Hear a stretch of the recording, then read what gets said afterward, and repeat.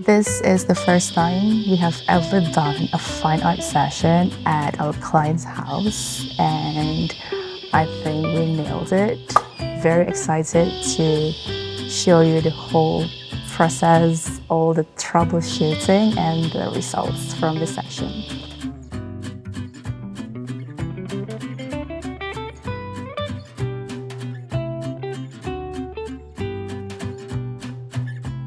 This session almost didn't happen the way we planned it. We almost failed transporting this whole hotpot fine art setup to our client's house. It was for one of my returning clients. This is their fourth baby and it's their third session with us. And each time they come back for a newborn session, they don't just repeat the same sessions, they always go bigger. And this time, they wanted to go with the most complete package, which is our jewel package, including a family session and another 4 setups for the baby and a full-scale fine art setup. So that makes 6 setups in total. And they have one special request. They want everything to be done at the convenience of their home. These 6 setups, even if they are done at our studio, is already very challenging, and to transport it to a client's house is another level of challenge. But in their case, they now have 4 kids and they have moved to an area that is quite far away from our studio, so to be traveling to our studio would be very impractical for them. So I said yes, in my head, this should be manageable. I have a car that could fit a 3-meter backdrop, and we have transported so many props before, so it shouldn't be a problem, right? Wrong. I was quite surprised when they come up with the hot pot concept because it is something unusual.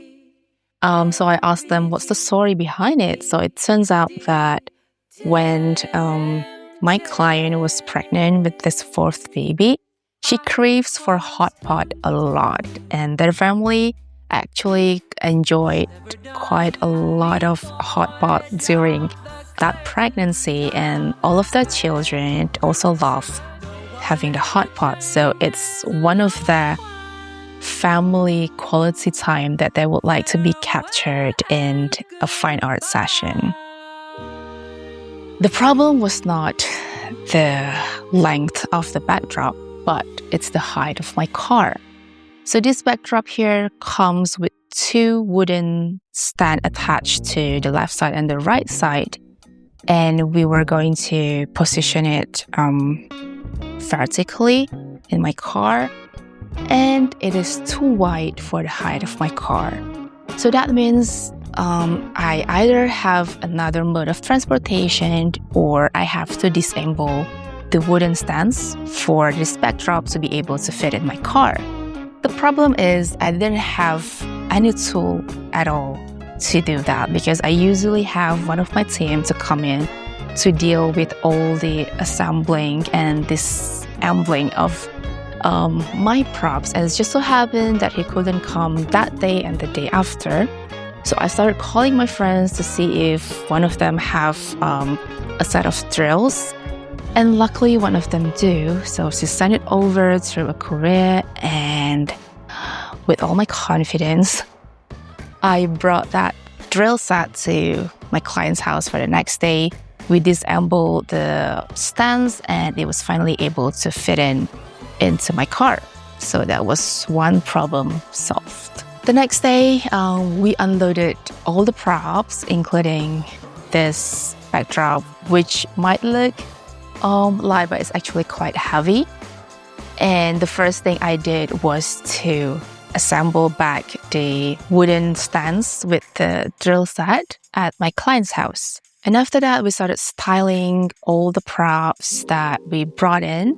Most of them are fresh food, veggies, including beef slices as well. We wanted everything to be as fresh as possible and as real as possible, because in a fine art session, when you lose the authenticity. When you started using fake props, you might lose the whole story and the whole feel in the pictures. So we had spices in bottles, dried chilies, peppers, and we had this pot filled with soup, dried chili, and some spices as well. We had fresh slices of raw beef assembled into the shape of the mountain. And we had a bowl of fresh veggies along with carrots as well as mushrooms, some meatballs as well, and they were arranged in a table. There were also potatoes, tomatoes, as well as garlic arranged. We also had noodles as well.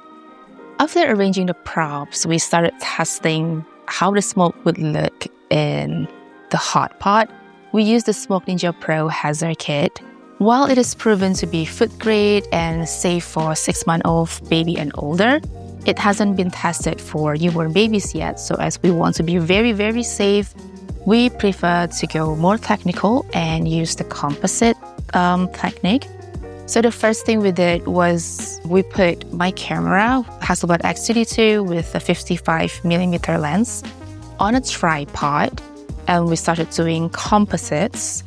We took about 10 to 15 frames of this setup with smokes. Of course, the smoke will look different from one picture to another. And after we were sure that we had at least 3 to 5 frames done nicely, we started bringing baby in.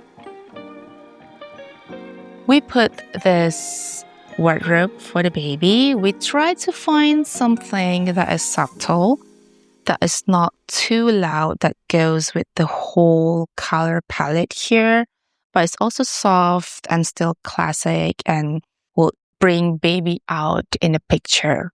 After dressing him up, we started styling baby on this very table. We tried settling him several times until he felt very comfortable. We adjusted some of the props to make the composition looks better, and we started taking pictures. After we were done with the baby and this whole setup, I wanted to do something special for their family. I wanted the parents, both the mom and dad, to be involved, but very subtly. So I had mom's hand lifting up one piece of the sliced beef with chopsticks, and on the other side, dad's hand lifting up noodles. So the idea of having the parents' hands featured in the pictures, not just for fun, not to just create something different, but also to tell the story of the family. It's about harmony, it's about the love of both parents, it's about them providing for their kids, the baby, nurturing, caring.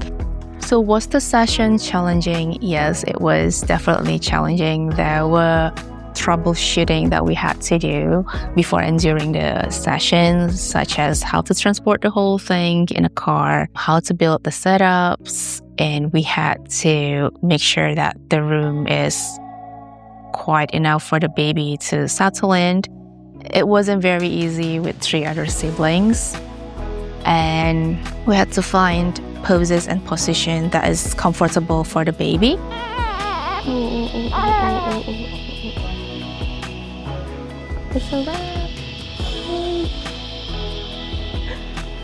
So this was the final printed result, which we have shipped to the family as well, and I really hope this will become their family heirloom that will be passed from one generation to another. And most importantly, it tells a very important story of their family. If you enjoy this kind of behind the scenes, be sure to like, subscribe, and comment in my video, and I'll see you on the next one.